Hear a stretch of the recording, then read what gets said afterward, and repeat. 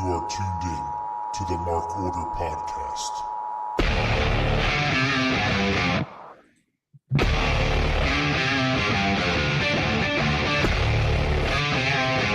Join the Mark Order.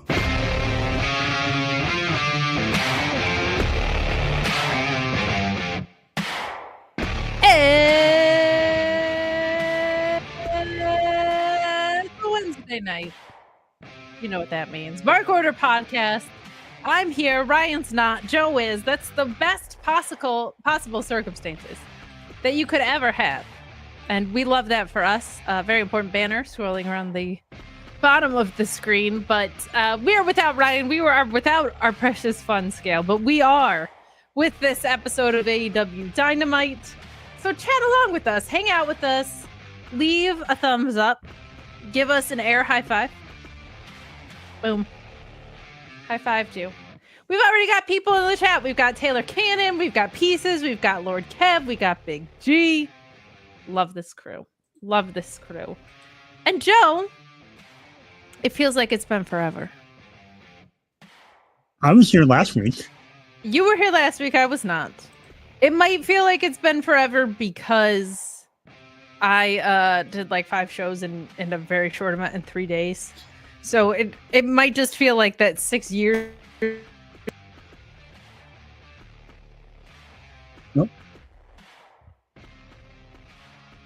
Kate has frozen up. You're frozen up a little bit. Now I don't have your audio. You're moving. I can't hear you yet. What up? Can you hear me now? There you go. There you are. So there's always something wrong with my setup, but what I've realized is I had AirPods the last time I was on here, and I need to go back to them because I don't know if it's the jack to my microphone, but I think it's actually the headphones because this happened to me at work too. I like using wired headphones when I'm doing this for some reason. I think my earbuds like slide out of my ears a little bit more easily, but like the volume will either go out entirely or it'll be at like half force. So then I start yelling and I'm a loud person anyway. Like my neighbors don't need that. My neighbors don't need that, but we're here. We're rocking and rolling. Thank you to everybody joining us. Subscribe to this YouTube channel if you haven't already. Leave a thumbs up if you would be so kind. But Joe, how are you doing today? I'm doing well. We're in the throes of summer, so just try not to melt when I get balls out. Oh, the sweaty of tanks. It's like that sweat that cools up in the worst places. Not the taint sweat, Joe. But yes, I know. It is. It's so funny. I like, as the great Fergie once said, I've been up in the gym working on my fitness, and I have a trainer who is my witness, and FABULOUS, yeah, GLAMOROUS, Mariah May style. But our sessions are like usually either 11:30 or 1:30. And he was like, have you been getting your other days in? I haven't seen you around as much. And I was like, because I come at night because it's disgusting these past couple weeks. And then you throw a bunch of sweaty gym bros on top of it. And I was like, at night, at least the fans are blowing on me. A lot of times they'll just leave the door open to the actual gym and we get like a nice cross breeze. I was like, you haven't seen me because you leave by 7 o'clock and I'm like trying to time my cardio with whatever wrestling I'm watching that night. I'm like, God, that's why you don't see me. If it's back to like 75 and low humidity, I'll be in there at 2 p.m. whenever I can. Are you kidding me? Now, do you have like specific what's your specific goals you're trying to achieve? So it started as just kind of my COVID recovery a little bit because like my lungs I haven't had long COVID in the way that it's manifested in a lot of people, including my sister, where it's like neurological issues or an autoimmune thing, knock on wood. But I definitely had my lungs take a hit and I found that out the hard way doing cardio and almost passing out.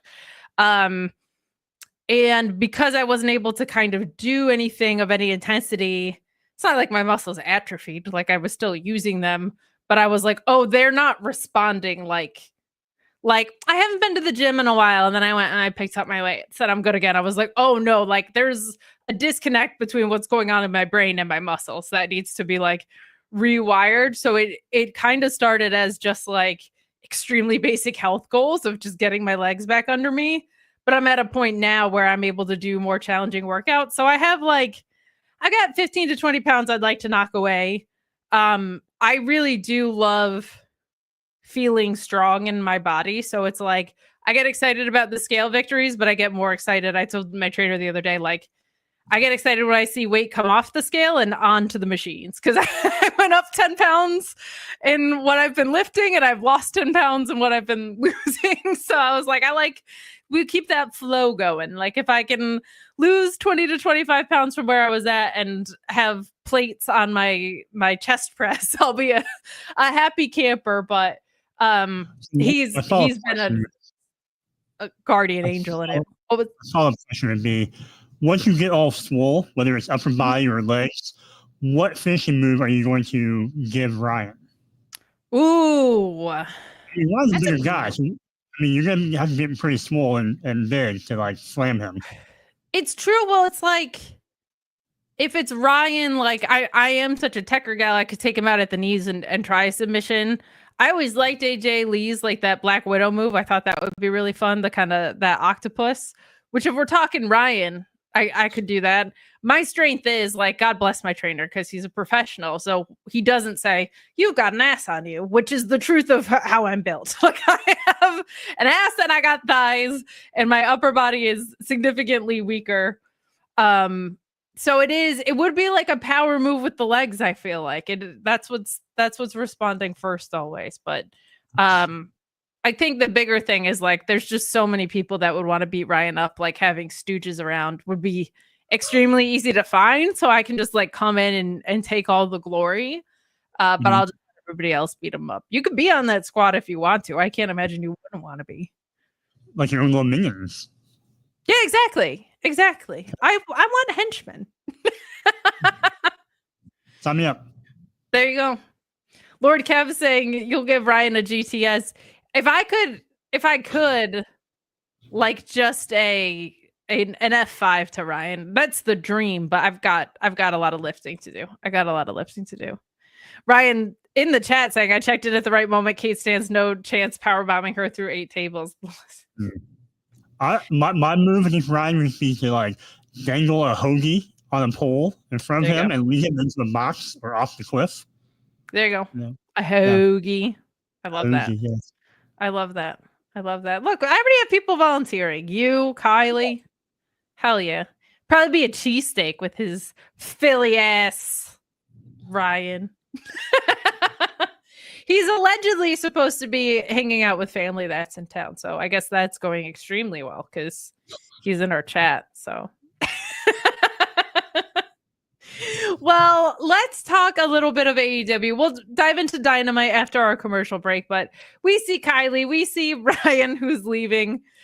Sincerely hope he has a lovely evening. Greg is in the chat. Greg, hope you're hanging in there, buddy. We appreciate you around these parts. But let's talk a little bit of news because I didn't get to talk about All In last week, and we don't need to dive too far into it. But there was some news coming out of it that we should talk about. We did have the debuts of Suri Kondo, who immediately had to go away with an elbow injury, I think. But she's, I believe, in Stardom, definitely on the Joshi side of things. They played a vignette for her at ROH, which was cool to see. And Alex Windsor debuting in the Women's Casino Gauntlet. Honestly, less surprises than I thought on the pay-per-view, because I thought we'd be getting like, I was like, maybe this is where Jack Perry comes back. Like we had all kind of fantasy booked quite a few. But I do like that the two that we saw, like, feels like once Suri Kondo's back, like possibly could be signed. We'll be working under the AEW ROH umbrella. And Alex Windsor getting the graphic. She's on the Dynamite tonight, and we'll talk about what picture she entered because it's pretty high up. So I love that she's immediately being made to feel super important. Love that we're continuing to build out this women's division. Dakota Kai is available, I believe, August 10th. I'd imagine she'd be coming over, but just even so, that group of WWE releases would be available in general. But we're starting to see, like, we talk about it week over week about needing the tag titles, but the depth of this division along with people like Queen Amanada stepping into her own, things like that. Like it's firing on all cylinders in a more consistent way than it has been. How are you feeling about Alex Windsor? And I don't know a lot about Suri Kondo, but people that I know are very, very into her. Very strong MMA background, I believe. Yeah, I'm not familiar as much with her. And hopefully, I don't know what her recovery time is if she just had surgery, but hopefully she can get back pretty soon so she doesn't lose a lot of momentum coming into AEW. Alex Windsor, another powerhouse. It kind of reminds me of when Jimmy Windsor.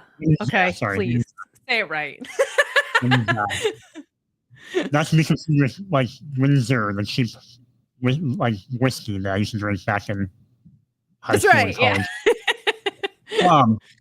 Yeah, it feels very much like reminds me of like when Jamie Hayter came on the scene, was just being that brute powerhouse, and they threw into some really big, matches and some title pictures right away. So, I think just adding depth to that roster and hopefully them finding more time to spotlight everyone. That's going to be the challenge. I agree. It is. I feel like they've done a pretty good job of not diluting things so much after Rampage. Like it feels like we get 2 matches on one of the 2 shows. Like if Collision doesn't have 2 women's matches, we got more time for women on AEW and vice versa. Obviously, I would like that to be consistent across the board, but it's like we have seen Megan Bain on television. We've seen Tay Mello come back to TV and stay on TV. We're seeing Alex Windsor have plans. Athena is finally sticking around. So that rotation does seem to be picking up. And speaking of talent rotation, a couple people taking time off on the men's side. We heard from Will Ospreay tonight that he's hoping to be, he said, like, I think back by Forbidden Door. I don't know if that means in a wrestling capacity. I haven't heard, but said he had a couple herniated discs that he's just been wrestling through because wrestlers are fucking crazy. And Kenny Omega also taking some expected time off. He's obviously had a very, very rough go of injuries. I don't know if that's just like, when you look at the schedule that's coming up, right? Forbidden Door is in England. All Out is in Canada. It's all out, really. So maybe they're just saying, like, he just put on this great match with Okada at the pay-per-view. Let's keep him fresh because Kenny's had so many health issues rather than like, oh, he's banged up, he can't work. Like, it might just be, let's set him up for an awesome return in his home country. But I kind of love that that's something we've gotten more of this year. I can't even go into the heartbreak about the Adam Cole thing. Speaking of injuries, that just like took the wind out of my sails in a really hard way. But we have like this talent rotation that I think has kept things really fresh in 2025 for AEW that we didn't have in 2024. We haven't seen Chris Jericho. We haven't seen Jeff Jarrett clogging up television time. And what we have seen is people doing things like going away to the G1 for a little bit, going away to Battle of the Super Juniors for a little bit. And I think what's cool about that is it gives other people a chance to fill in on the roster. And so you're getting to see all these fresh faces week over week. And you're also not losing people for so long that you are missing star power or whatever. I really like the balance that has been. Thoughts on Will and Kenny heavy hitters being out? And also kind of if you have any thoughts on what I had mentioned about the talent rotation, I think it's helped keep things fresh this year.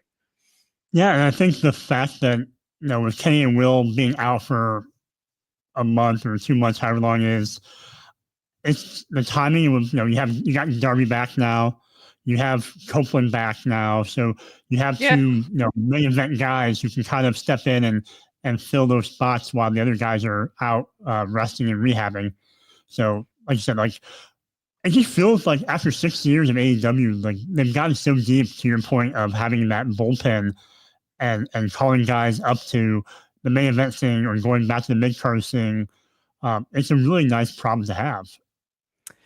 I agree, and the roster is ridiculous. Like this is one thing that I've really appreciated that MJF has been saying in interviews for a while now. He's just like roster-wise,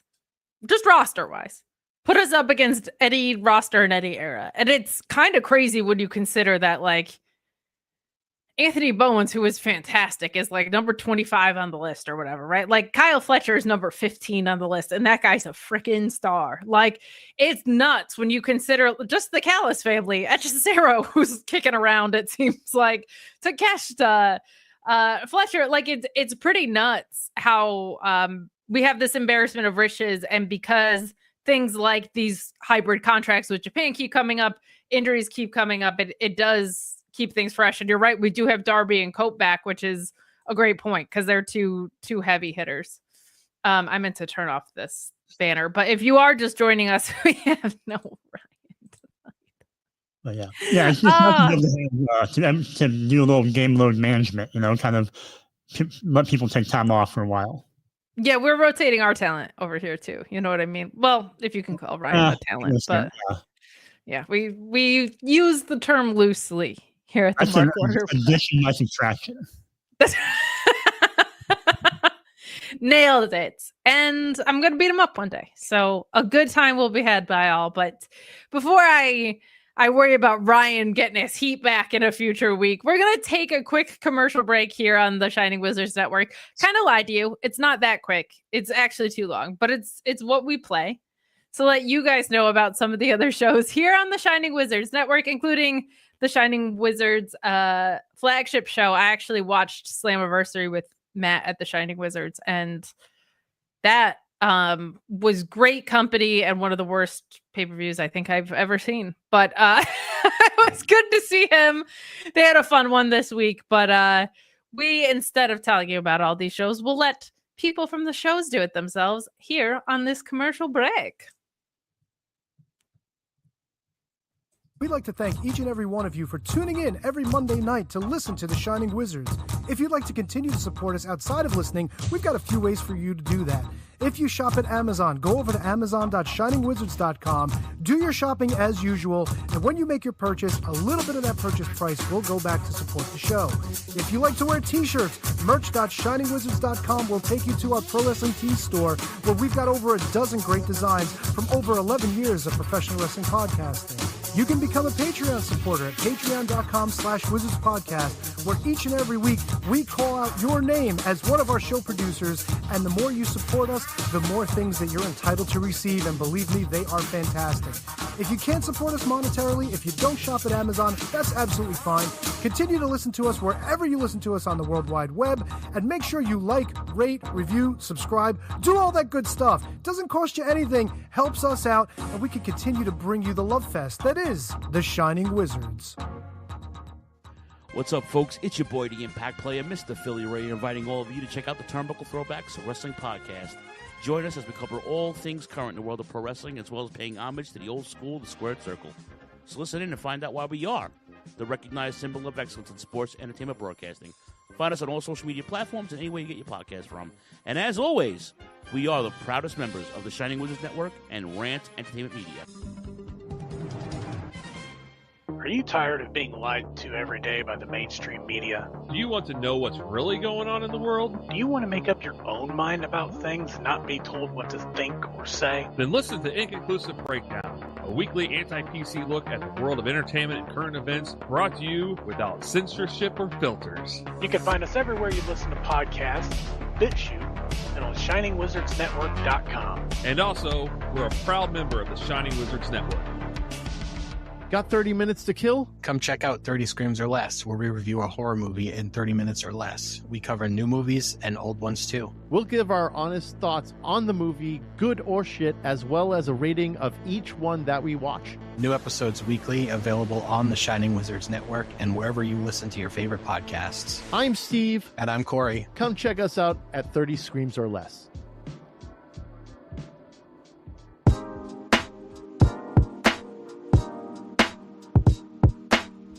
G'day guys, my name is Thomas, one half of the Broadcast Podcast. With our podcast, we go back and watch wrestling events from WWE, WWF, WCW, ECW, AEW, and many other wrestling promotions. You can check us out on Twitter at The Broadcast, that's TheBrokast, and you can also download all episodes on Apple Podcast, Castbox, Castro, and many other podcast apps.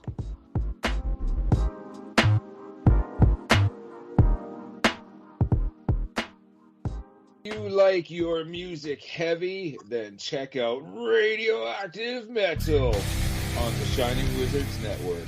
For over 16 years now, Radioactive Metal has been one of the longest running podcasts. Over the years, we've interviewed some legendary metal acts, had some awesome discussions, and cranked a hell of a lot of tunes. So join your cool Uncle Snowy and his co-host Aaron for the audio mosh pit that is Radioactive Metal here on the Shining Wizards Network. Well, the action is underway!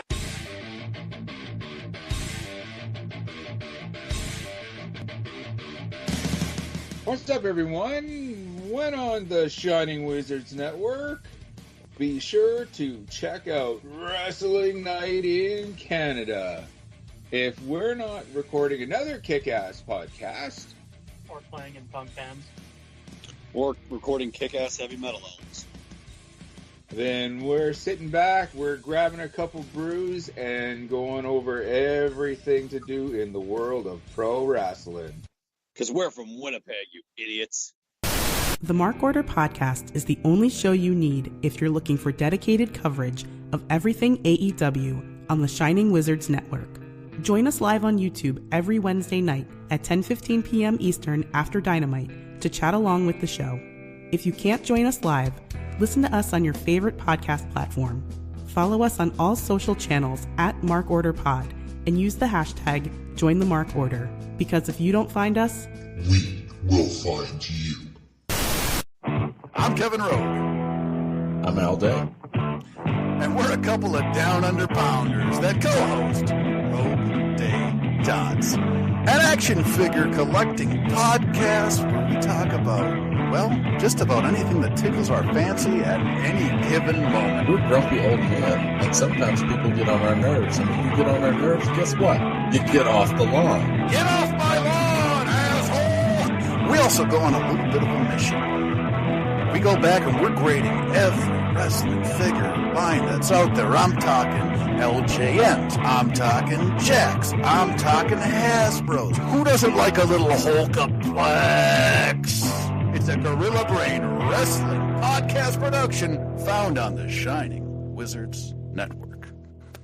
I'm Duke Bags. Kevin Rowe. And together we are the co-hosts of Your Duke and Road. If you want to hear about some terrible wrestling shows, we got you covered. Well, we talk about good ones, too. We're currently talking about the death of WCW. I know what we're fucking talking about. Sometimes we get guest spots, like from the Taskmaster. I like to listen to the Your Duke and Rope podcast. They're funny guys. That I like when they talk about the Nards plows. I like Nards plows. That's a good move. And I like the Dungeon of Doom. You know, sometimes I call my butt the Dungeon of Doom. Thanks, guys. Yeah, to Oklahoma. Let me tell you a little bit about my favorite wrestling podcast. All right. It's a podcast from two men, Duke Bags, Kevin Rowe. They talk about professional wrestling. It's a man's sport. All right? And who better to talk about a man's sport than Duke? Oklahoma. And once in a while, Vince Russo stops by. Whoa, you piece of shit! If you're not listening to the Your Duke and Rope podcast in the back with the boys, you piece of shit, I don't know what you're doing. It's, you gotta slide one in there. If you're a man, you're talking about something only a man can do. You're talking about sliding one in there. Bro, take the time to slide one in there. All right, bro, you piece of shit. Slide one in there. A Gorilla Brain Wrestling podcast production that you can find on the Shining Wizards Network.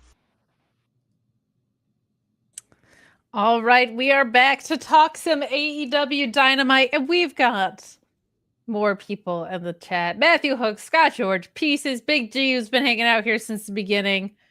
My goodness. I feel like people in the chat like Matthew Hooks, and I feel like we should call them hookers. Hooks. Yeah. In case you were Wondering. Oh crap! I deleted the banner. I was gonna keep that going all night, but Brian's not here, which means optimal fun is going to be had. But chat along with us. Do leave a thumbs up on this video. Do subscribe to this YouTube channel if you haven't already. It helps us out in a major way. But I'll tell you what helps AEW out, Joe. 1, badass venues. 2, when they need to spice up the product, doing a tournament about it. And 3, Athena Elite Wrestling, baby. We have so arrived. I love seeing this. What were your thoughts kind of overall for the show tonight? I really do love these mid-sized venues, man. It's awesome to see. Awesome to see. And these residencies, always let them kind of settle in for a minute before they go overseas for Forbidden Door. But your thoughts in general? I don't know if it's recency bias, but I came away liking this show better than last week's episode. Maybe because last week was just so fresh off of All In. It was a little bit less action-packed as this one was. But yeah, I agree with you on the venues. I always love when they go to the ballrooms or the theaters. It gives it more of that, no, I don't want to say like independent feel, but kind of that grassroots feel of how they came up and how it came AEW. So I like the fact they still go back to that feeling. And yeah, I just hope that, they do a register for so many shows that it doesn't get tiring after week 3 or week 4, I'm very intrigued to see how that plays at the 2300 arena, because I'll be there for a few of those in all likelihood. And I'm wondering what it's like from the fan perspective if they put on a series of shows that are at affordable enough rate. I'm fortunate / blessed enough to be able to go to those for free usually. But like, is it a situation where people are like, they're here for 6 weeks, I'm gonna go to all of the tapings or whatever? Or is it like, I'll go on a Saturday because Collision's there and I don't have to do anything during the week, and the ROH pay-per-view is going to be there. That'll be fun. Like what that looks like from the fan experience. And also, I'm sure that whatever ballroom this is in Chicago has their shit together. But like the 2300 arena is disgustingly humid inside. There's no air conditioning, not a functioning one anyway. They have big ass fans, but the amount of times I've been there just like for a New Japan show or an ROH show, and I've had to take breaks to go. I'm not even like a drinker, but like I'll just go to the bar to get some fresh air because it gets so stuffy in there. Like they're gonna have to do something about that, because like they are obviously gonna pack that place out. That's like a pretty small crowd for them, and like it's a really nice venue, but like I intentionally now have gotten seats that are closer to the room where you can step out for a second, because I don't want to be walking from all the way across. So I'm wondering what they do about that. I do know that when they have these residencies, I know AEW likes it. I've talked to people at AEW who do, because from a production standpoint, you're dealing with one blueprint, right? Nobody has forgotten a bunch of shit and that they flew without. And I'll tell you guys this. I got a text message one time because there was a luchador who forgot their mask and they realized it 2 hours before showtime. I got a text message. They were in somewhere else in Pennsylvania, but was like, do you know where you can get any lucha mask that we can? Now, this was when Sandra was still there. So she's just a legend and she was able to whip something up. But like, you don't think about things like that of like, I think one time Swerve left his jacket or whatever, and he was like, that's not the same as leaving your lucha mask somewhere, but it affected his whole look for that night. So you're scrambling. So there's like all these little things that doing a longer term residency really affords you to. And it also just helps them develop a fan base. I think we certainly saw that with Texas, right? Like all those crowds were hot. What I like is the character that we get too. I know you said like, it's really nice to kind of have that grassroots feel back.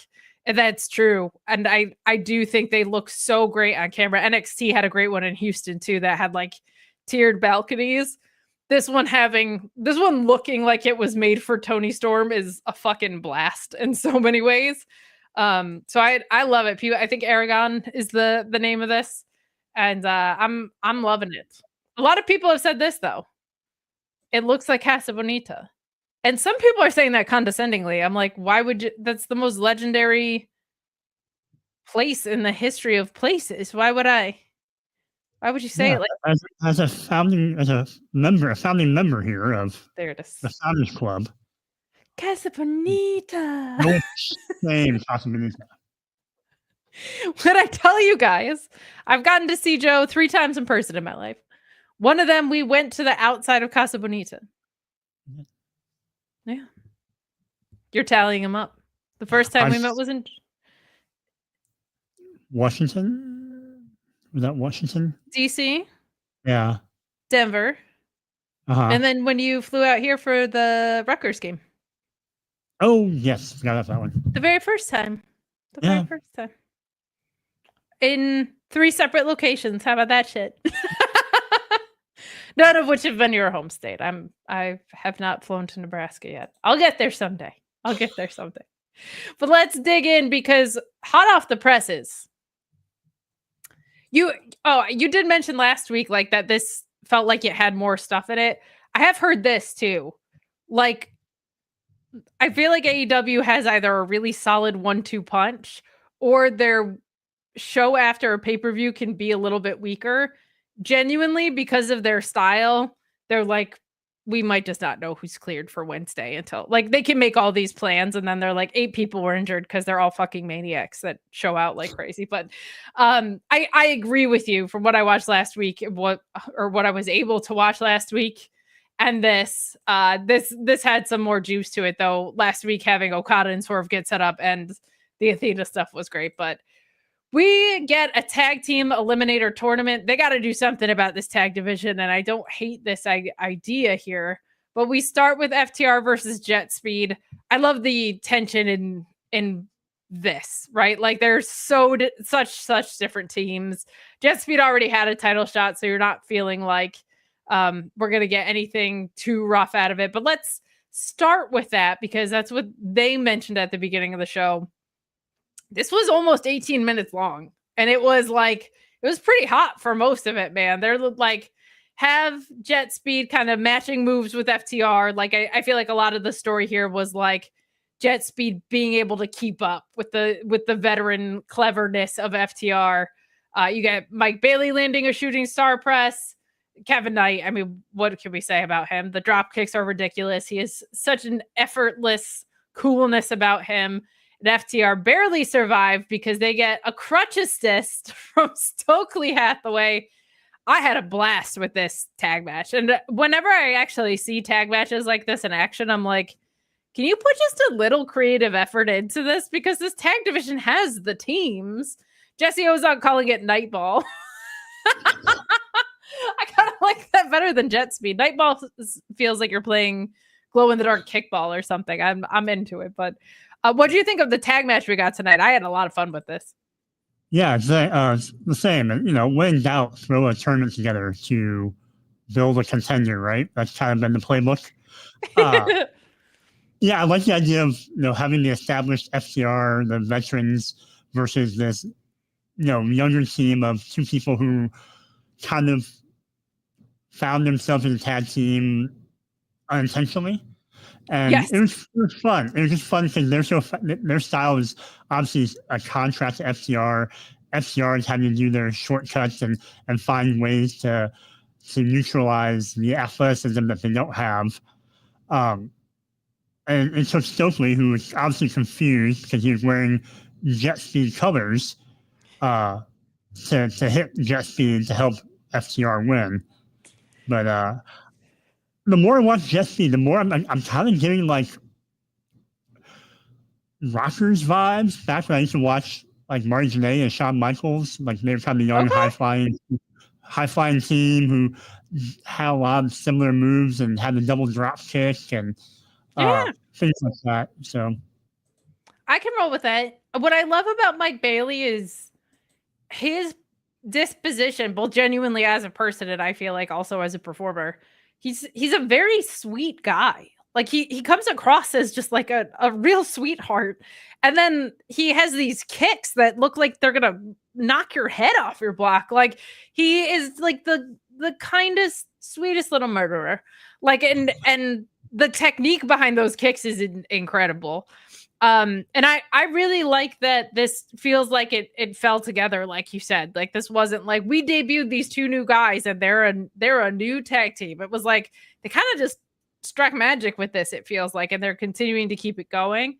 I really appreciate what you said too, of like them and FTR are just such opposite ends of the spectrum stylistically, character-wise. Like it was a good call to make this an opening contest, especially because Speed Jet already lost. So it's not like, oh, they're getting robbed of the title shot. They just had one. So not the worst. Not the worst. Well, we moved backstage with Renee, who tries to get a word with Hangman Page, but he's just fired up, man. He's not just fighting Wheeler Yuta. He's taking revenge for the Death Riders' attack on Colt Cabana. Wheeler Yuta took a picture with blood on his shirt from Colt Cabana, and he tagged Colt Cabana in the picture, which I thought was so funny. I feel like the Death Riders angle didn't work great, but it did for Wheeler Yuta because that dude's got some absolute heat. I don't need to see Hangman and Mox again after seeing them in Texas Death. I think this is going to be an angle to advance the breakup of the Death Riders, but I like the match that we got with Page and Wheeler because you want to talk about people that work differently. We had a lot of contrasts in styles tonight. This was one of them. This was 3 minutes. And it ended with a nasty buckshot lariat and then just Adam Page going insane, like busting Yuta with the chain, Hangman telling Yuta no one's coming to save you. This was one of those situations where the 3-minute match worked. Like sometimes the story doesn't need to be 7 to 17 minutes. Like sometimes it can be 3 minutes, and because Wheeler Yuta's already the whipping boy of the Death Riders, kind of worked. And the fact that Hangman has now married the fact that he's a hero, but maintaining the same violence and ultra violence that he leaned into as a heel. It's a really rare and special combination that I'm here. You want an AEW Homer remark for you? I'm so thankful for AEW because we don't get that elsewhere. Because they don't allow ultra violence in a TNA or in WWE, right? So like the fact that AEW does allow for this kind of more mature storytelling in that sense allows us to have this as a characteristic in a face, because that's just not it's not a possibility at a lot of other wrestling companies. So especially TV ones. So I really, really, really liked that. Pisa saying Yuta coming out with his head wrapped with his long hair at the end of the night was great. We'll talk about that a little bit later, but he just beat the shit out of Wheeler here. And I feel like Wheeler didn't really lose anything in this because I think we see the handwriting on the wall with the Death Riders. But what did you think of what we got out of this tonight? I love my unhinged babyface cowboy. Yeah, I like how you put that. I like the fact that we can have the shades of gray with our good guys, right? Like they can be violent and do bad things if they're justified. Sure. And for him to do this to Wheeler after he's played a part in attacking Colt Cabana on Saturday, it made it feel personal in this match, which I think helped lend itself to being such a quick beatdown and a dominant beatdown by Heyman.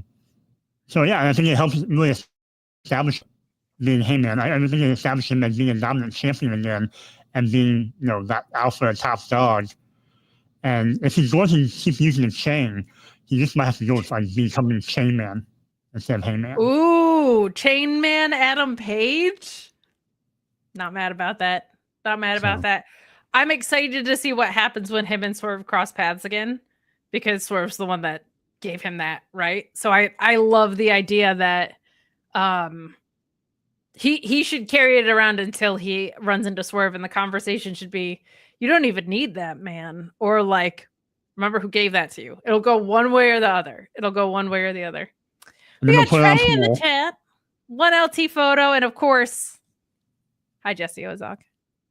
Jesse, there's no one here to give you attitude tonight because no Ryan. So we just have only love and welcoming arms for you today. But let's keep this rolling. Keep chatting along with us. We appreciate you so much. And do leave a thumbs up on this video. But keeping with this through line, we'll save the main event for later. But we do get Jon Moxley cutting kind of this more cerebral promo on Hangman, questioning who he really is after Texas death. I don't love that we're running this back. I will love watching Hangman and Claudio eventually. But I do feel like I don't hate the idea that Hangman Page was like, my first order of business as champion is to get rid of the Death Riders. It just feels like we've been building to Mox and Hanger for so long. We've seen Mox and Hanger 3 times before. We're going to see it again. But this promo from Mox is better. I do appreciate that, like, right in time for it all to end, the Death Riders really found what they were trying to do. But I guess I mind it less because the work has been better. How are you feeling about this Mox promo, and how are you feeling about them running this back right away? Are you like, if it dismantles the Death Riders, it's worth it? Yeah, I appreciate the fact that Moxley at least took accountability. You know, he admitted his defeat and loss.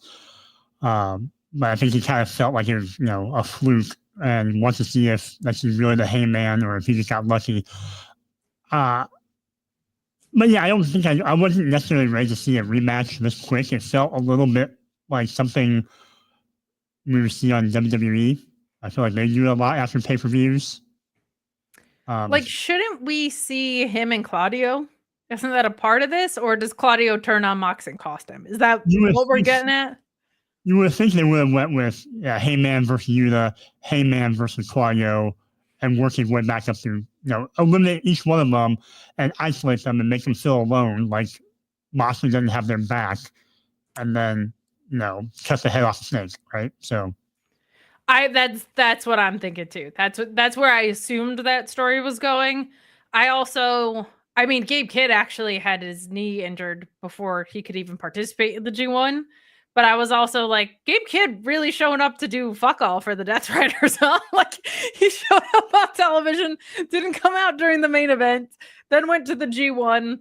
Unfortunately, had it sounded like a hyperextension of his knee.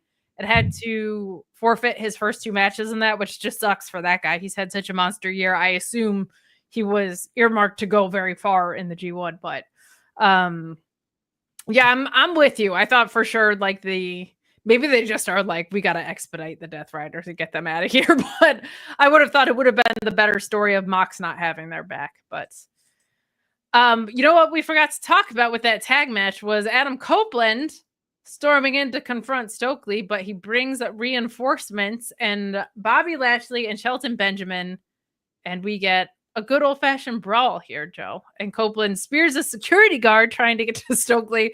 I love how much they were like, Cope can't. I think he's just Adam Copeland. I think the Cope era is over, thank God. But I love how they were like, you can't touch FTR. And he was like, then it is my life's mission to murder Stokely Hathaway.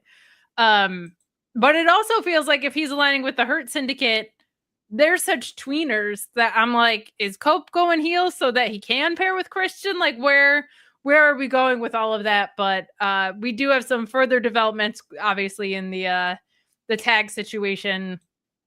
So I think people got so tired of Adam Copeland with the Moxley feud, but like, he was doing good work with that mid-card title for a while, and he's still a big ratings draw. I think just do the thing, right? Pair him up with Christian, do the thing. I could see FTR winning the titles and them facing Copeland and Christian in Canada. That would make a whole heck of a lot of sense, right? But it feels like we have some movement in the tag division, which we haven't had for a long time. So I appreciate that at least. How are you feeling about this Copeland return, which happened at All In, and what we're getting consequentially, which is go find yourself? I I mean, it's pretty telegraphed where it's going with Copeland and Christian and FTR, but are you saying that on this particular day you see clearly where the storyline is headed? You really do think you know me, don't you? Yes, I do though. But yeah, I'm not mad at the fact that it's predictable because I think we all want to see it happen, and them planting the seeds of, will MJF cost the Hurt Syndicate the tag team titles against FTR, his old Pinnacle buddies. I think that is how FTR can get those titles and set up that match with Copeland and Christian. And I like the fact that Hurt Syndicate, they are business people, like they say they are, and that they did business, and that's what a good trainer stable would do. Well, speaking of the Hurt Syndicate, we got some overdue developments in that picture. It felt like we do have this quick backstage where MJF confronts Hangman before his match and promises to win the title without even using his contract, and Hangman just calls him a child and walks off, and MJF is just stewing, but some good stuff there. I feel like MJF being an early opponent for Hangman is a really good call because the build into their first match was so good that I feel like revisiting that of like MJF did nothing wrong after Hangman is now champion is going to be like a pretty good next level for things. But we do have a little tension with the old Hurt Syndicate here. Bobby Lashley, not too pleased with MJF having this title shot, which I like the development of, and is kind of the thing I think we've been waiting to get into the next gear. So that's good. What I didn't love was we get this MJF and Mark Briscoe promo, and I feel like nothing happened. MJF's ranting about Lashley, says he doesn't need him. He calls Hangman a real coward. But then Mark Briscoe interrupts, and he demands a match for next week. MJF declines here and delivers this promo saying that he's like the unfavorable Briscoe. He doesn't say Jay Briscoe's name, but he calls Mark a circus clown. And Mark charges the ring and MJF flees.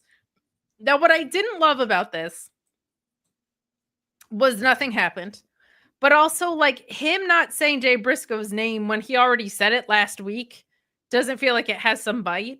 And there was no like evolution in the feud. It was just like, I mentioned your brother again. And Mark Briscoe was like, I really still quite don't like when you do that. And I would like to fight you about that. So I would like for some more advancement on that side. It is a little tricky because MJF is now like, man, he's got a feud with Mystico. He's got a feud with Hangman. Bobby Lashley has now turned on him.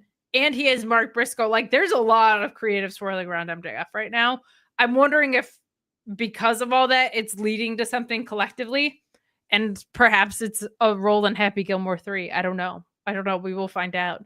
But I was just hoping more would come out of this segment. And more importantly, I was hoping MJF would be a little more affected by the Lashley stuff when talking to Mark Briscoe. Because MJF is now someone who he already got bit by Adam Cole. And now Bobby Lashley's turning on him. He should be a little fucking paranoid, I feel like, with this. And he just a little too confidently said the same things that he said last week. So I don't feel like this was a productive use of TV time, but where were you at with this? I feel like MJF has a lot of things cooking right now. There are a lot of things going on with MJF. I thought about how everything kind of weaves in together with him and Briscoe and him and Heyman and the Death Riders and just a lot of people are kind of stringed together like Charlie's conspiracy board. There is no Carol in HR. I agree with you though. This promo felt very redundant to the previous weeks. It didn't really do much to advance the feud. It almost feels like I think are we getting a match next week? I know that's what they challenged for, but I can't remember if they made it official. I don't think they made it official. I'm wondering if this is just kind of a short arc of a feud that's not going to last very long. So hopefully that'll be the blow off, and we can cut one string away from MJF and have him focus on something else. I love that the reports of this were MJF wanted to do this feud with Mark Briscoe. And I think the productive thing might be that Bobby Lashley costs MJF against Mark so that Mark finally gets a fucking win that means something big because it's against an important talent in the company. And that furthers the breakup of MJF being thrown out of the Hurt Syndicate. But yeah, this felt like how people say could have been an email. I'm always like, could have been a women's match. But you know what? Let's talk about some women's wrestling because they're killing it with what we've got coming out of All In. I feel like this has been really, really well done. I'm not a big cash-in gal. I don't like cash-in devices, but this was a pretty cute use of things today. You had Athena watching from what feels like Toni Storm's personal skybox as Toni Storm takes on Billie Starkz. Billy's great. Like she's so interesting because she has all these backyard influences that you can see in her wrestling, but she also is properly trained. So they're really rooted in stuff and proper, like, solid professional wrestling. And then you get to see these little flares of things pop out of like just stuff that in a very welcome way doesn't fit with the rest of her moveset. I'll put it that way. Like Billie Starkz doing a swanton doesn't really make sense, but it does. In the same way that the conglomeration, you're like, none of these guys would hang out with each other, but they're all perfect. That to me is like a lot of what Billie brings to the ring. But I love this too. We get Toni Storm locking in the chicken wing for the tap out. And normally I wouldn't like a tap out, except for the follow-up to this is excellent because Billie attacks Toni Storm and Athena tries to cash in, but Alex Windsor comes down to make the save. And they immediately said Billie Starkz was in there to try and soften her up for Athena, who was going to cash in tonight. So I don't mind the tap when it's like, I wasn't trying to win the match. I'm just trying to beat the fuck out of you so that Athena can cash in and become champion. Very productive in that it also furthers the story between Billie and Athena, which I'm thinking eventually Billie Starkz takes that title from Athena. And she gets sick of being a lackey, but I like that this has bled its way onto AEW television finally. I'm team Athena should just beat Toni Storm. That's where I'm at. But I felt like this was really productive in immediately establishing Alex Windsor as a top talent that's going to be involved in a very important program. I like that Billie Starkz got a rep on TV. I thought her and Toni did a really good job. And I like that Athena is translating all the hard work she put into ROH onto AEW television, and it's translating beautifully. Like we all were hoping. Like I think it's connecting. Her presentation works. Overdue, but people are loving it now that it's finally arrived. How'd you feel about our women's match? Really liked it. I liked the idea of Billie being on TV. I thought, like you said, her being directed to go out there and soften Toni up just helped protect her. So we all knew she was going to lose regardless. So had a great showing. And to your point, I like your observation of how a lot of her moves wouldn't necessarily fit. Don't seem like they would fit her, but they do. And that's kind of how I feel about your beloved Eddie Kingston. When I look at him and he does a lot of things that you wouldn't think would fit him and his style, but they do. Yeah. So yeah, and then having Windsor come out there and make the save, it was a nice way to interject her. And to your point about Billie taking the title from Athena, hopefully down the line, I think that kind of plays into, Athena squashing Billie's hopes of, beating Toni and wanting to, be the champion. She wants Billie to always be number 2. So I like the idea of her eventually taking over that title. The Cal Naughton Jr., if you will. The shaketh to the baketh, as it were.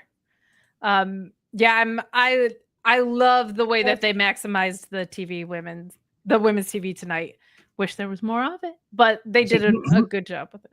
Who's the Sacha Baron Cohen character in this analogy? Ooh. Who's the antagonist, the person who gets, who affects everything? Is it Tony? Is Tony? It might that be first? Tony Storm. It might be Luther. We're gonna find out together, I think, as the story progresses. But it feels like, I don't know. Sacha Baron Cohen was the bad guy though, and Tony is definitely the good guy in all of this. But as far as just like archetypes, it certainly feels like Tony Storm should be saying, "I love really, really thin pancakes." You know what I mean? I love crepes. We're rocking and rolling through this episode of AEW Dynamite. Please chat along with us. We appreciate you so much. Fun stuff tonight.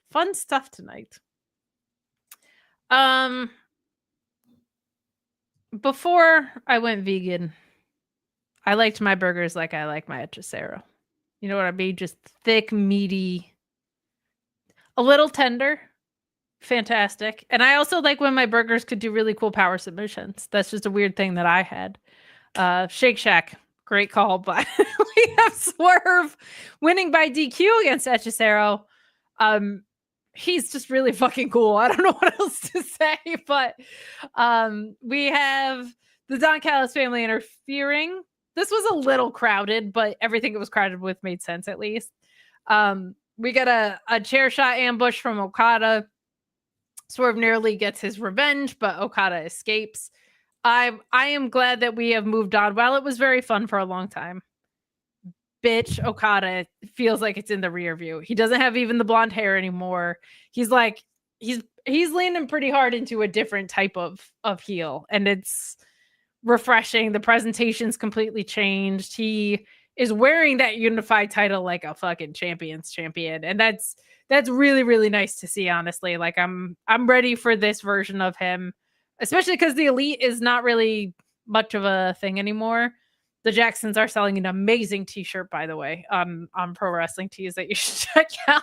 But this was good stuff. I want to see these two in a real match. But like truly Swerve going through the Callis family is a productive use of talent, because Swerve working with like a Kyle Fletcher is a great call, things like that. But also like, hell yeah to all those matches. Like not only is it like a good veteran working with a couple younger guys, like no, I want to see Swerve versus this entire stable. Hechicero being in it is admittedly kind of weird, but also kind of works. Like Don Callis has built this army of fucking badasses, man. Like it's working for me. I would have preferred, something a little cleaner, but I can't argue that like it all made wrestling sense, which is the bare minimum of what I ask. One LT photo, knowing the weight of my heart, a Lucha Techer, what's not to love? What do you think of all of this Swerve, Hechicero, DQ situation? I feel like it's pretty par for the course when it comes to a Callis family match. Having Hechicero involved, I understand from having him in that fashion, especially with Forbidden Door coming up. So you have that CMLL tie and things like that. The idea that you mentioned about him going through the Callis family, kind of like we talked about earlier, how we thought it would make sense for Heyman to go through the Death Riders before going to Moxley. This one will take Swerve a little bit longer, but yeah, sign me up for seeing him take on Fletcher and watching him face Josh Alexander and guys like that. And I guess the one spot I liked in the match was, Swerve using his head to block a Hechicero punch. My God. Boy, did he ever. But good stuff. Good stuff. Let's talk about his counterpart, Will Ospreay, who comes out with a speech that made you feel like he was about to retire. Then he's like, I'm going to try and rehab and be back for Forbidden Door.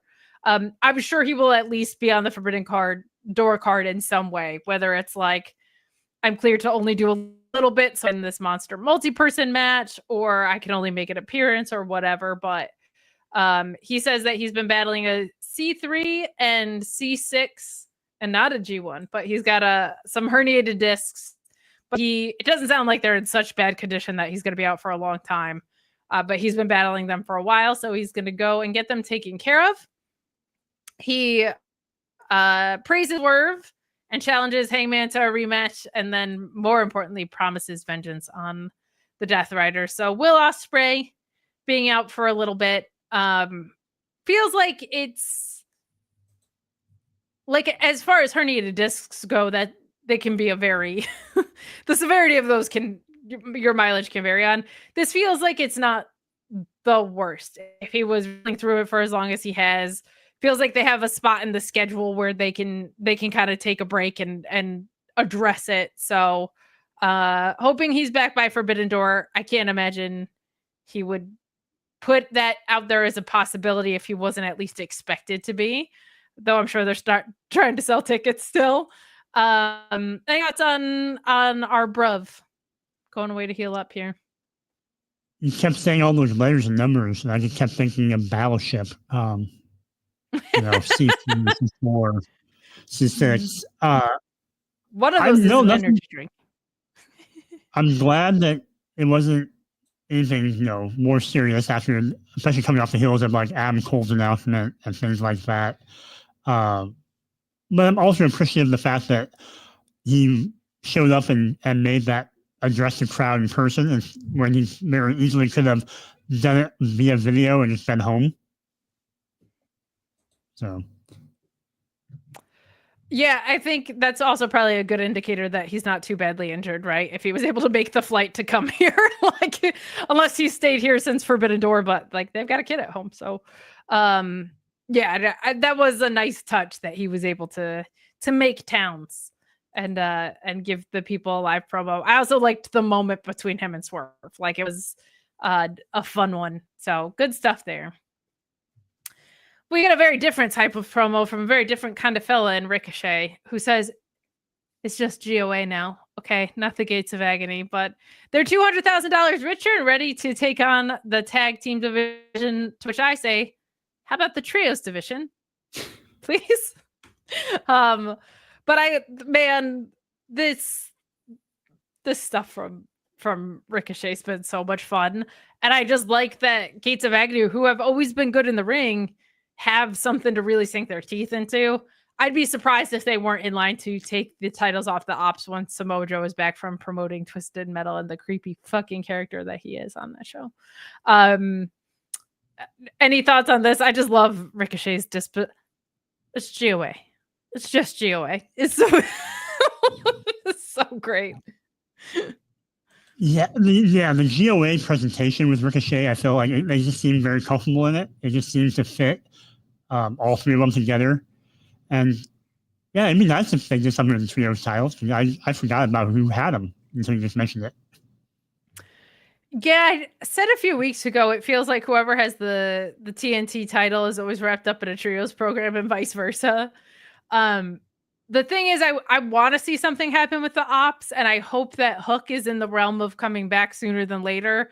Like, if Samoa Joe came back with his son, Hook, that could be really, really fun. But I also love this idea that Ricochet's been searching for gold since he arrived. He realized he needs friends to accomplish it. Like, they should probably pull the trigger on that sooner than later, but set it up, man. Set up that feud, because the Ops versus Ricochet and Gates of Agony, 7 days a week and twice on Sunday, man. I'm not mad about that. Hey, the Patriarchy are reborn and uncaged and ready to dominate AEW. I like that Nick Wayne is still working heel. I don't want it to turn Christian face, is how I'll put that, because Christian's been a piece of shit. So they need to do creative work to make Christian see the error of his ways and start to redeem himself a little bit. But I feel like Nick Wayne got very comfortable as a heel under Christian, and that I kind of like that they're staying that path. I, for one, am tired of the Patriarchy, not as much the stable as just like in the world. I'm tired of the Patriarchy. I think if we had a female president, we would not be in a situation where Nick Wayne is acting like this. You know what I mean? So it's a whole thing. But are you announcing your candidacy? Not formally. There's still a couple things that I have to. There's like a whole tournament that I have to go. The G1, you have to win the G1 in order to I have to win. It's an eliminator tournament. I have to face all the other candidates, so it's like a whole thing. But how you feeling about the patriarchy? I think it would be interesting to have Christian atone for a lot of what he did in a longer period of time, similar to what Heyman and Swerve did, because they didn't flip the switch and become better people overnight. And I don't feel like Christian can automatically find himself after being betrayed by his family. I think that should be a longer journey. But my only note really from this promo was that Nick Wayne looked like a server at the Olive Garden. He kind of did, which ironically is where Ryan is tonight with his family. So, because when you're there, your family. The chat saying Kip Sabian underutilized. Yes, let's please get him some fucking in-ring reps. Please. But that takes us to our main event. So let us know what you thought of the episode, y'all, in the chat. Please do leave a thumbs up if you've joined late and didn't hear me say that earlier. But we've got Mark Briscoe winning against Claudio Castagnoli. This was fun as hell. Mark Briscoe versus Claudio. Yeah, like this is going to be a hard-hitting brawl. I love the Froggy Bow, Cactus Jack elbow. We got that barricade blockbuster. Briscoe winning with the small package here. I've been very tired of Claudio losing as consistently as he has, but I think this is a part of where's Jon Moxley to have my back after I've had his so many times. So I'm looking forward to that. Maybe he hangs him out to dry against Hangman, and that's where this goes. But Claudio's way too good to be losing on my screen as much as he has been. Him being a pit eater in this faction has broken my heart. But the Death Riders attack Briscoe after. Great job. Little fucking late.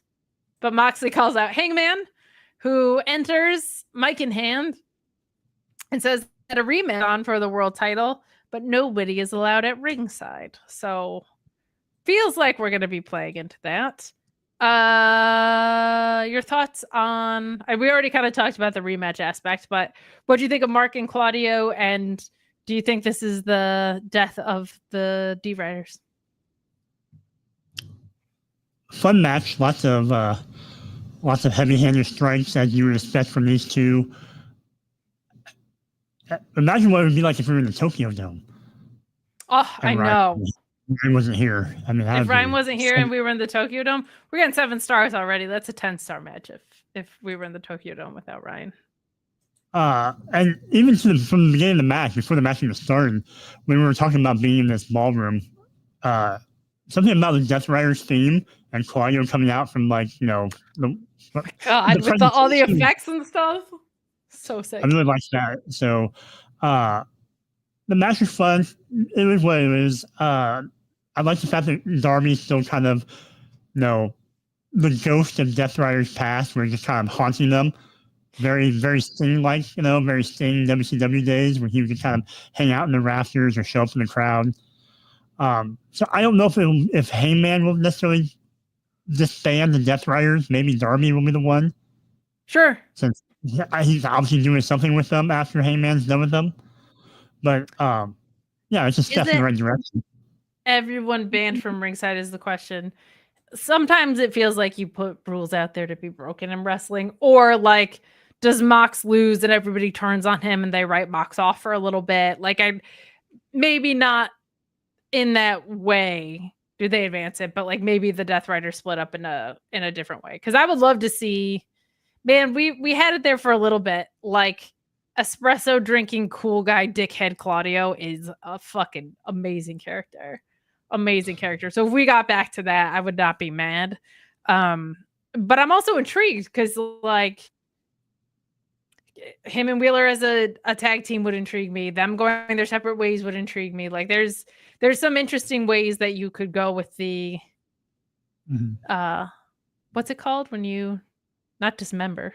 What happens when you break up a faction? Disband? And, if you disband the D-Riders. You keep Claudio cut off all their dicks as well. Ooh, wow. I said dismember. I felt like I might as well clarify. You keep Claudio and Wheeler heels, right, though? Like because Wheeler spent all the time in the heat. He didn't get a lot of wins or anything else, but he got a lot of heat. So he did get a lot of heat. I like them better as heel. And I actually really think Jon Moxley is a much better face than he is a heel.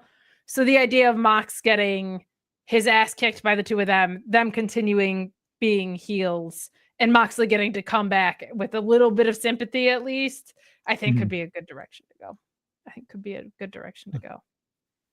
I'm going to ask you one thing you didn't cover was the little backstage with that little backstage vignette with the spooky girls.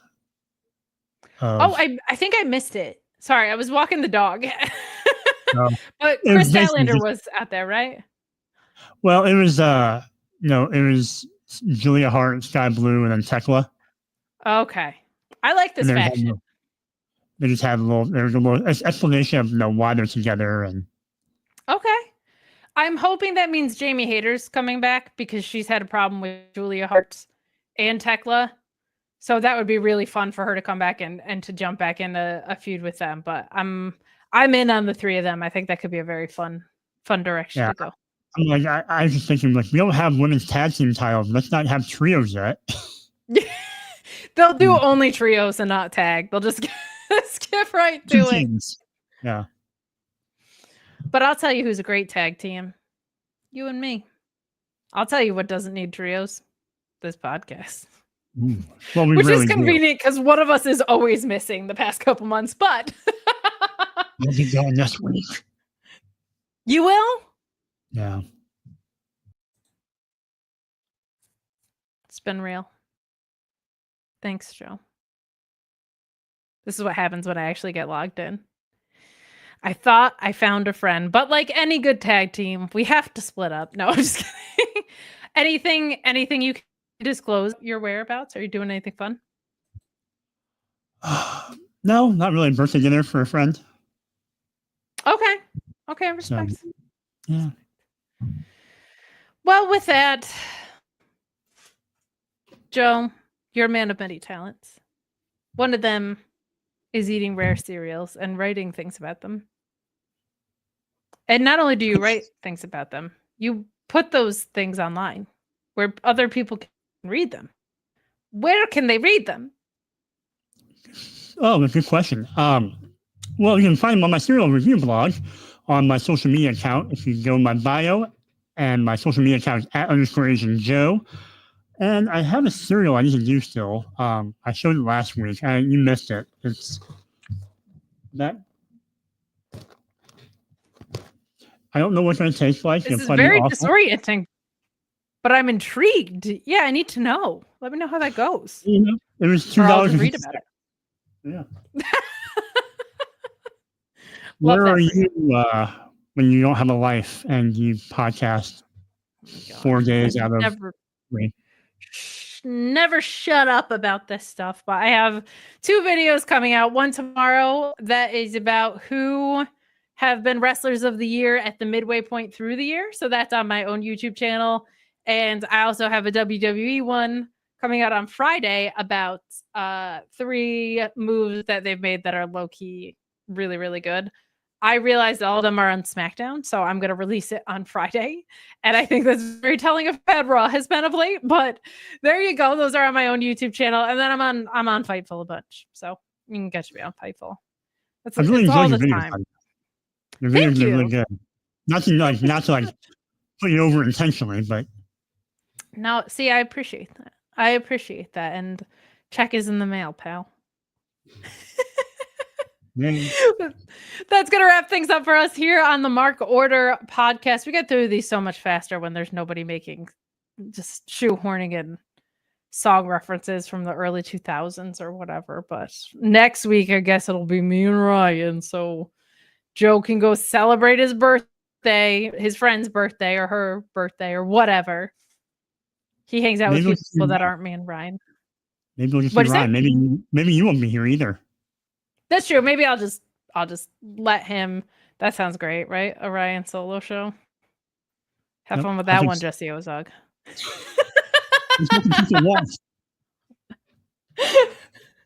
We're going to get on out of here. Follow us at the Mark Order Podcast on social media. Head over to ProWrestlingTees.com as well. You can pick up our t-shirt there. We won't do the the whole rigmarole about it. But if you like the background of this YouTube video, you can buy it in shirts. So you order for tees and go ahead and do that. But we're going to get out of here. We're going to say goodbye and good night. Dang.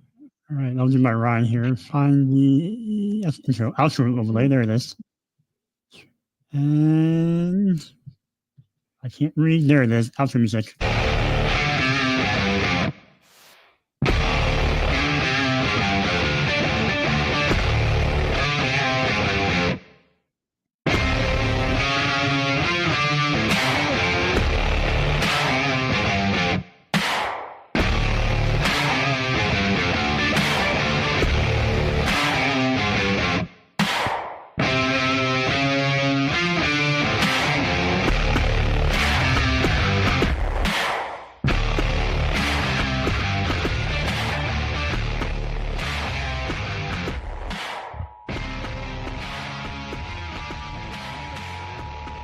This concludes the Mark Order podcast. We now return you to your regularly scheduled programming. Join the Mark Order.